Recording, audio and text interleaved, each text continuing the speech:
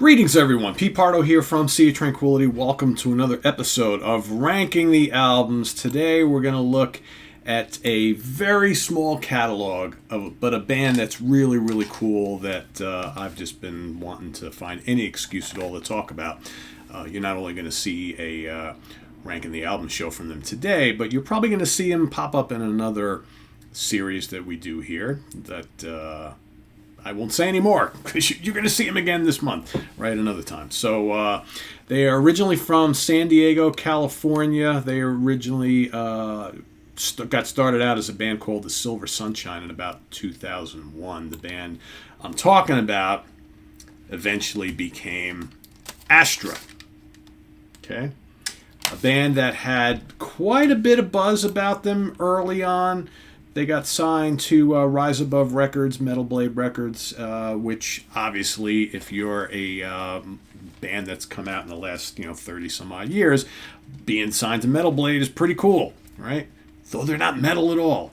Rise Above Records is actually a fairly applicable label, I think, for them because these guys, basically what they play is hard-hitting 70s-inspired progressive rock and space rock and psychedelic rock. All right, they've been kind of dormant since about 2013. I'm actually going to include as part of this ranking episode another album from pretty much an offshoot band from these guys. Who you have heard about recently. In fact, their debut album just got released recently. So I'm actually not going to include that in the ranking, but I am going to talk about it at the end. So the band is comprised of, or have been comprised of throughout their career. The most recent lineup was Richard Vaughn on vocals, guitars, and keyboards. Connor Riley on vocals, guitars, and keyboards. Stuart Sclatter on bass guitar. And Brian Ellis on guitars and Moog synthesizer and other keyboards. They also, as part of the band, Ian Sclatter on drums and percussion back in the early days. David Hurley on drums, percussion, and flute. And then Paul Maroney on drums and percussion. So they had David and Paul both playing drums one after the other. So basically how it worked was Ian was the first drummer when they first formed. Then David joined the band. He left in 2013. Paul Maroney then joined for live shows and things like that. But I don't believe Paul was ever on one of these albums to my knowledge. I could double check that, but I'm pretty sure Paul has not played on any of the albums. However, Paul is a part of another band, the other band that I'm going to talk about. So let's talk about these albums here. So pretty damn good, if you ask me. Long songs, some jamming, loads of 70s inspired prog rock keyboards, great guitar work, some twin guitar harmonies going on here, some flute, great old style bass playing, the vocals kind of float over the top. Just nothing really original, however, so well done. I mean, you listen to some of this stuff and you would swear that these albums were recorded back in the early mid-70s. And as a point of reference for as far, because that's kind of how we have to do things, but you can hear bits, certainly early Pink Floyd, without a doubt. So if you like kind of like the late 60s, early mid-70s Pink Floyd, Atom Heart Mother and Dark Side of the Moon and Metal Obscured by Clouds, Animals Wish You Were Here, that stuff, boom, big time here. As well as classic Nectar, as well as maybe some of the Italian bands like PFM, Premiata Fornario Marconi.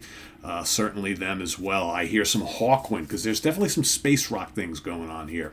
Definitely some Hawkwind, as far as the soundscapiness of it all, and the occasional heavy riffing and things like that. Yeah, I mean, certainly yes at times. Certainly early Genesis, like Trespass, Nursery Crime, Foxtrot, that era. Yeah, that's kind of the basis for, as far as little references that you might hear. So, I'm going to rank them just because I want to talk about these guys, right? It's only 2 albums. But I'm going to go with The Black Cloud as number 2 from 2012. This is kind of cool because it's got a cool slipcase and then really cool artwork. which I'm going to take this out here because I definitely got to see this. This is pretty cool. It's not Roger Dean, but it's Roger Dean inspired. What's even cooler, though, is when you go into the booklet, you get these, like, live photographs of the band. Mellotrons going on here, Hammond organ, Moog synthesizer, right? 2 guitars. This is some cool stuff. But don't you get a real Pink Floyd vibe? Maybe a little Van de Graaff generator. There is a little Van de Graaff generator going on here as well. But how cool are these, real retro-looking shots, right? It looks like something from like 1972. Very cool stuff. But this is a very strong album. But I had a hard time figuring out which one would rank over the other, because they're both spectacular. To me, they're both like 5 out of 5 star albums. But one maybe slightly stronger. So this one, you've got some excellent songs on here. Cocoon, the title track, The Black Horde, is so good. Quake Meat is a little more rockin'. I think that this album is a little more atmospheric and spacey compared to the first album, just a hair. Drift is like a long lost Pink Floyd song from like Metal or Dark Side of the Moon, just absolutely, or maybe Obscured by Clouds, really good. Bull Torpus is excellent, and then you got the lengthy closer, Barefoot in the Head, which again, just all these lush keyboards and these swirling guitars, the kind of atmospheric, dreamy vocals. The vocals generally have, a lot of this stuff is instrumental. They do have vocals on a lot of their songs, but some of the songs are really lengthy and they're mostly instrumental. So vocals are kind of used sparingly in this band, but they're there. And they're fairly well done, not too bad. But man, the instrumental stuff is just gorgeous. The big swells, big symphonic arrangements. I just love the Hammond meshing with the Mellotron and the Moog, and then the twin guitars flying around the mix, and the real beefy bass and nice drumming. I mean, it's just really, really well done stuff. So that's going to be number 2. I'm going to go with The Weirding from 2009, their debut, as my number 1. Again, let's take a look at this artwork. Just absolutely stunning. Okay. Although this one's kind of lacking in photographs and things like that. But, this one I'm going to favor a little bit. I think there's just a couple tracks on here that are just mind-blowingly tremendous. The Rising of the Black Sun is great. The Weirding, the title track, absolutely killer, lengthy, epic, great guitar work, a good amount of like guitar jamming with the keyboards and the organ and stuff like that. Really good. I think the main reason why this one is number 1, all the tracks are really strong, but man, track number 5, Ouroboros, is incredible. One of the great songs of the last 20 years. Just tremendous. It's menacing. It's heavy. The Mellotron and the Hammond and the just wonderful ripping guitar all over the place. Just excellent song. Beyond to Slight to the Maze is another great song. Broken Glass is terrific. The Dawning of Ophuchus, or however they say that, I don't know. It's just start to finish. This is just absolutely amazing. Absolutely amazing. They both are. So honestly, they're pretty much equal. I'm going to give the slight edge to this one, to The Weirding, just because of Ouroboros, which, if you listen to nothing else, listen to that. And how you spell that is Ouroboros. So go, wherever you go listen to your music, go listen to Astra, Ouroboros, and prepare to have your mind blown. Again, I'm going to reiterate, this is not the most original music you're ever going to hear. Basically, what they're doing is they're paying homage to the great prog bands of the 70s. They do it really, really well. So, if you it scratches that itch, folks. It's so well done. So from there, I'm going to talk about, again, we've talked about them here on the channel very recently, but basically an offshoot band from Astra is Birth. Their debut album just came out. It's called Born. This is not that much different from the 2 Astra albums. Really isn't.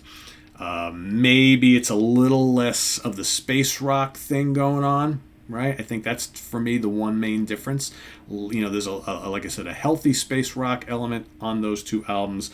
Less so here. This is more 70s prog, with some hard rock muscle in there as well. But extremely well done. And here you have Connor Riley, who I mentioned before, from Astra on vocals. synths, electric piano, organ, acoustic guitar. You got Brian Ellis, okay, also back once again on guitar, electric piano, percussion. Trevor Mast on bass, and Paul Moroney on drums. So, of course, like I said, Paul Moroney was in the latter stages of Astra. Now he's here fully on drums on Birth. And this is just terrific. Again, great songs here. Maybe not the big, long epics like Astra do on those first two albums, but some tremendous songs in the like 5 to 8 minute range.